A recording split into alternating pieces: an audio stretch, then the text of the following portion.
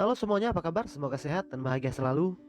Kembali lagi dengan saya Eros Laut, satu-satunya channel alur cerita yang masih saja belum punya intro. Kali ini saya akan membahas film dari negeri Sakura Jepang yang berjudul Yuri Gokoro, bergenre misteri yang rilis tahun 2017 yang lalu. Baiklah, untuk menghemat durasi tidak usah banyak basa-basi. Kita langsung saja masuk ke alur ceritanya. Tapi seperti biasa jangan lupa subscribe, like, dan komen. Mengisahkan tentang Ryosuke, seorang pemuda yang sedang dalam keadaan galau karena tunangannya yang bernama Sie tiba-tiba menghilang begitu saja tanpa kabar. Padahal rencananya mereka akan segera menikah dalam waktu dekat. Kesedihan Ryosuke semakin bertambah saat dia mendengar kabar kalau ayahnya divonis mengidap penyakit kanker otak stadium akhir. Apalagi ayahnya menolak untuk melakukan kemoterapi. Ayahnya juga menolak ajakan Ryosuke untuk tinggal bersamanya dan lebih memilih untuk berobat dan tinggal di rumahnya sendiri. Ryosuke yang memiliki sebuah kafe dan kebetulan adalah seorang koki di kafenya tersebut. Di sela-sela kesibukannya, Ryosuke mengunjungi ayahnya seminggu sekali untuk memastikan sang ayah dalam keadaan baik-baik saja. Suatu hari saat ayahnya sedang tidak berada di rumah, Ryosuke secara tidak sengaja menemukan sebuah buku harian di lemari milik ayahnya itu. Yuri Kokoro. Buku tersebut diberi judul Yuri Gokoro, namun tidak diketahui siapa penulisnya. Karena rasa penasaran, Ryosuke pun membacanya. Lalu film berganti scene menceritakan isi dari buku harian itu dengan narasi dari si penulis yang belakangan baru kita tahu namanya. Adalah Misako, seorang gadis kecil pemurung yang kesulitan berbicara dan mengingat nama suatu benda. Ketidakmampuannya beradaptasi dengan orang baru membuat Misako selalu menyendiri dan tidak memiliki teman. Misako sering berimajinasi dihinggapi oleh bunga rumput liar berwarna hijau yang menjalari tubuhnya. Misako juga menganggap kalau dia dikendalikan oleh sisi gelap dan jahat dari dirinya, yang ia sebut sebagai Yuri Gokoro, dalam bentuk boneka yang ia temui di sebuah toko. Suatu ketika di sekolahnya, Misako secara tidak sengaja menyebabkan teman sekelasnya tenggelam di sebuah danau. Bukannya membantu, Misako justru diam saja menyaksikan temannya yang tengah lemas tersebut. Terbaca dari raut wajahnya, dia terlihat seperti menikmati pemandangan menyakitkan melihat temannya yang tengah sekarat hingga tewas.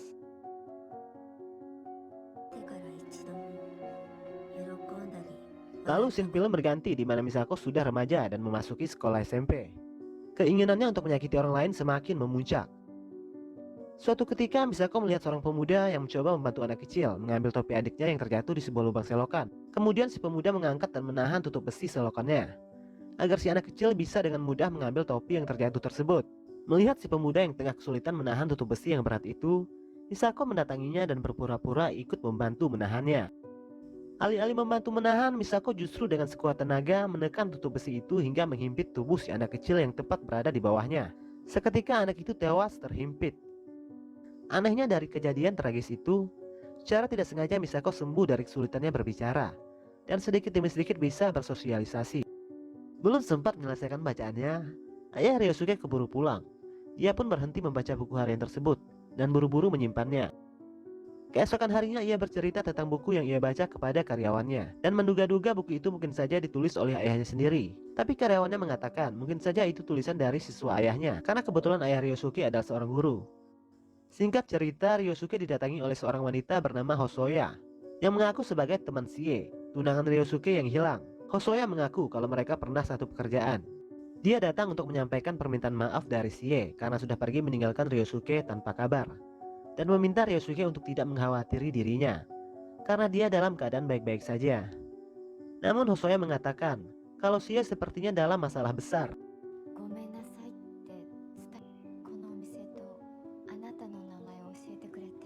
Mendengar Sie masih hidup, Ryosuke terlihat senang namun juga khawatir mendengar cerita dari Hosoya itu. Ryosuke meminta tolong kepada Hosoya untuk mencari tahu di mana keberadaan Sie dan apa sebenarnya masalah yang ia hadapi.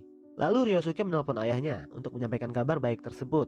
Ayah Ryosuke pun turut bahagia mendengarnya. Lalu Ryosuke mengajak ayahnya untuk bertemu, namun ayahnya sedang berada di luar dan baru akan pulang pada malam harinya. Mendengar itu, Ryosuke diam-diam tanpa sepengetahuan ayahnya mendatangi rumahnya tersebut untuk melanjutkan membaca buku harian Misako yang sempat tertunda. Film pun berganti scene lagi menceritakan kisah dalam buku harian yang berjudul Yuri Gokoro itu. di mana Misako, tokoh dalam buku tersebut, sudah dewasa dan bekerja sebagai seorang juru masak di sebuah restoran. Tetapi keinginannya membunuh tetap saja ada. Misako semakin ketagihan menyakiti orang lain, seperti menewaskan salah satu pria yang selalu merayunya, yang kebetulan adalah salah satu koki restoran tempat ia bekerja, dengan cara mendorongnya dari atas tangga. Tidak tahan dengan kelakuan kurang ajar salah satu koki senior di restoran tempatnya bekerja, Misako memutuskan untuk keluar dari pekerjaan tersebut dan mengganti profesi menjadi seorang kupu-kupu malam. Secara kebetulan pelanggan yang ia temui adalah koki yang selalu menggodanya tadi.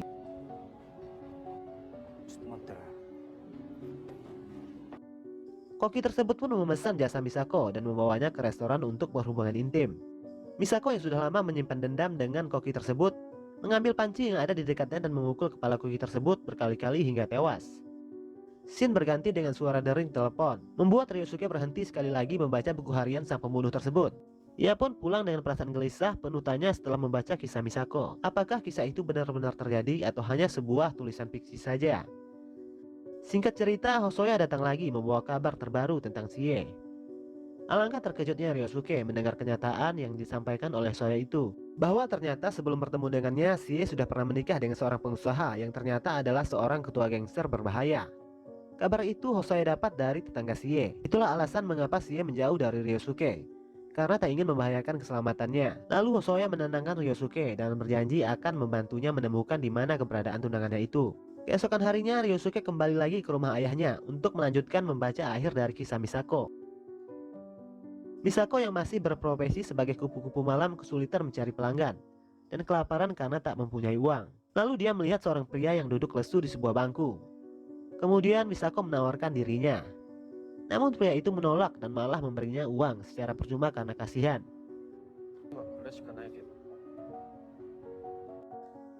Lalu menawari Misako untuk makan di sebuah restoran terdekat. Dari sini mereka berdua menjadi semakin dekat dan saling bercerita. Pria tersebut bernama Yosuke. Namun Misako memperkenalkan dirinya sebagai Mitsuko. Sepertinya Misako sudah tidak enak hati karena Yosuke terlalu baik padanya dan sering memberinya uang. Padahal Yosuke juga sedang dalam kesulitan keuangan karena sudah tidak lagi bekerja. Misako bertanya, apa yang bisa aku lakukan untuk membalas kebaikanmu? Lalu Yosuke mengajak Misako untuk ke rumahnya. Sontak Misako berpikir kalau Yosuke sama saja seperti laki-laki lainnya yang mencoba untuk memanfaatkan dirinya. Sesampainya di sana, Misako bertanya, apa yang harus aku lakukan? Yosuke menjawab, kau tidak perlu melakukan apa-apa, hanya perlu diam saja di sampingku sampai aku tertidur. Mendengar itu, Misako mulai yakin kalau Yosuke bukanlah orang yang jahat. Rupanya Yosuke mengidap penyakit insomnia akut dan baru bisa tidur hanya dengan menelan pil tidur. Yosuke meminta Misako untuk meletakkan tangannya ke dahi Yosuke. Misako pun menuruti permintaan Yosuke tersebut. Lalu Yosuke menceritakan masa lalu pahit yang ia alami dan apa yang membuat dia kesulitan untuk tidur. Sudah lama Yosuke hidup dalam rasa bersalah, di mana saat remaja dia secara tidak sengaja membuat anak kecil terbunuh saat dia mencoba menolongnya. Anak kecil yang ditolong seorang pria mengambil topinya di dalam selokan di awal film tadi, tak lain adalah Yosuke. Atas kejadian tersebut, Yosuke divonis hukuman mati oleh pengadilan, namun berhasil keluar dengan membayar uang jaminan. Hal itu membuat Yosuke dan keluarganya jatuh miskin karena segala harta benda milik orang tuanya sudah habis terjual. Namun itu semua tidak mampu menutupi rasa bersalah yang membebani dirinya selama ini. Yosuke mengatakan bahwa ada seorang gadis waktu itu ikut membantunya. Namun Yosuke tidak mengingat wajah gadis itu. Mendengar cerita Yosuke itu sontak membuat Misako kaget, karena gadis yang Yosuke maksud adalah dirinya. Dialah yang secara sengaja menewaskan anak kecil tersebut. Dan Yosuke lah yang harus menanggung kesalahannya itu. Misako yang menangis karena merasa bersalah berlari ke toilet dan muntah-muntah. Keesokan harinya melihat Misako yang terlalu sering muntah-muntah, Yosuke bertanya, apakah kau sedang hamil? Kemudian Misako mengiyakannya. Mendengar itu lalu Yosuke mengajak Misako untuk menikah dengannya dan berjanji akan membesarkan anak Misako tersebut. Namun Misako menolaknya karena dia tidak ingin melahirkan bayinya itu. Tapi Yosuke memohon kepada Misako untuk mau mempertahankannya dan mengatakan, aku akan menjaganya seperti anakku sendiri. Paling tidak itu bisa menebus sedikit kesalahan yang pernah aku lakukan dulu. Misako yang merasa dirinya lah yang seharusnya bertanggung jawab atas apa yang terjadi dengan anak kecil itu, pada akhirnya menerima lamaran Yosuke untuk menikah dengannya. Singkat cerita, mereka berdua pun menikah dan tinggal di sebuah rumah kecil di sebuah desa. Dan bayi Misako pun lahir secara sehat. Lalu mereka bertiga hidup bahagia. Kecanduan Misako untuk menyakiti diri sendiri dan orang lain pun tidak pernah ia rasakan lagi setelah bertemu dan menikah dengan Yosuke. Setelah bertahun-tahun hidup tenang dan bahagia, seorang pria datang ke rumah Misako dan pria itu adalah teman dari Koki yang dihabisi oleh Misako sebelumnya. Pria itu mengetahui perbuatan Misako karena Koki yang ia bunuh sempat menelpon dirinya dan mengatakan kalau ia sedang bersama dengan Misako pada malam hari itu. Pria itu mengancam tidak akan melaporkan kejadian tersebut kepada polisi, tapi dengan satu syarat, Misako harus tidur dengannya. Misako yang ketakutan dan tak ingin Yosuke mengetahui semuanya, dia pun menerima tawaran pria tersebut dan mengajaknya ke sebuah hotel. Di sana, Misako meracuni pria tersebut hingga tewas. Misako pun kembali melakukan kebiasaan yang sudah lama ia tinggalkan. Keesokan harinya polisi datang ke rumah Misako dan menginterogasinya tentang mayat pria yang ada di hotel dan juga koki di sebuah restoran beberapa tahun yang lalu. Misako pun berdalih kalau mereka berdua terobsesi dengan dirinya dan tidak tahu menahu dengan kejadian yang menimpa mereka. Karena kurangnya bukti-bukti, Misako berhasil lolos dari tuduhan. Melihat polisi yang datang dan menginterogasi istrinya, membuat Yosuke bertanya kepada Misako. Sepertinya Misako belum berani jujur dengan Yosuke dan menjawab kalau dia tidak ada hubungannya dengan pembunuhan itu. Ada scene di mana Misako memanggil anaknya dengan nama Ryosuke.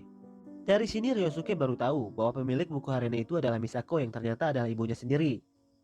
Tak lama kemudian ayahnya pulang memergoki Ryosuke yang sedang memegang buku harian itu. Ryosuke pun kecewa dan marah besar dan tak menerima kenyataan kalau dirinya adalah anak seorang pembunuh. Apalagi setelah tahu Yosuke bukanlah ayah kandungnya. Dalam keadaan marah besar, Ryosuke bertanya kepada ayahnya, di mana sebenarnya Misako berada sekarang. Lalu ayahnya menjawab kalau ibunya itu telah lama meninggal saat Ryosuke masih kecil. Saat itu Misako memutuskan untuk mengakhiri hidupnya dengan cara menenggelamkan dirinya ke sebuah sungai.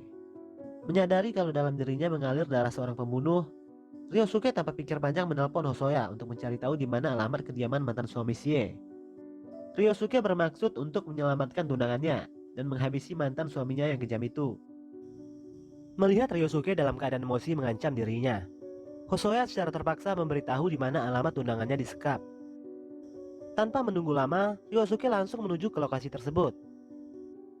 Sesampainya di sana, Ryosuke tampak keheranan karena mantan suami Sie dan semua anak buahnya sudah tewas bergelimpangan di lokasi tersebut.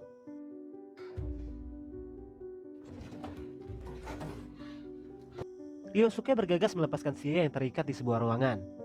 Saat ingin meninggalkan tempat itu, di antara jasad yang bergelimpangan, Ryosuke menemukan bunga rumput liar seperti yang disebutkan Misako dalam buku hariannya. Setelah berhasil keluar, Sie berterima kasih kepada Ryosuke karena telah menyelamatkannya. Kamu seharusnya berterima kasih kepada temanmu Hosoya. Dialah yang paling berjasa menyelamatkanmu, sebut Ryosuke. Sie tampak keheranan mendengar nama Hosoya. Apakah maksudmu Mitsuko? Tanya Sie.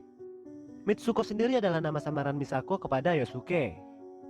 Ryosuke baru menyadari bahwa mungkin saja Hosoya adalah Misako. Mendengar itu, Ryosuke langsung bergegas menemui ayahnya, mencari tahu kebenaran yang sesungguhnya. Sesampainya di sana, Ryosuke langsung menunjukkan bukti bunga rumput liar yang identik dengan Misako. Ayahnya yang sudah tidak bisa mengelak lagi akhirnya mengatakan hal yang sebenarnya kepada Ryosuke. Lalu film menampilkan flashback di mana saat itu Yosuke berhasil menyelamatkan Misako yang tenggelam. Yosuke membawanya ke rumah sakit dalam keadaan koma. Di sana Yosuke membaca buku harian yang ditulis oleh Misako. Yosuke yang merasa kecewa dan sedih mengetahui rahasia Misako dan berkata seharusnya dia tidak menyelamatkan Misako yang hanyut tenggelam waktu itu. Setelah Misako sadar dari komanya, Ryosuke memaksa Misako untuk mengakhiri hidupnya dengan cara mengikat besi ke tangan Misako dan menyuruhnya melompat ke sungai. Misako yang merasa bersalah rela melakukan apapun yang disuruh oleh Yosuke. Karena tak tega, Ryosuke menarik Misako yang hampir saja terjun ke sungai tersebut. Sekali lagi Ryosuke menyelamatkan Misako. Kemudian Yosuke memberi Misako uang dan menyuruhnya untuk pergi jauh dan jangan pernah lagi muncul di hadapannya dan Ryosuke. Dengan berat hati, Misako pergi meninggalkan suami dan anaknya itu. Belum sempat menyelesaikan ceritanya, ayah Ryosuke yang memiliki penyakit kanker seketika tumbang dan pingsan. Kemudian Ryosuke bergegas membawanya ke rumah sakit.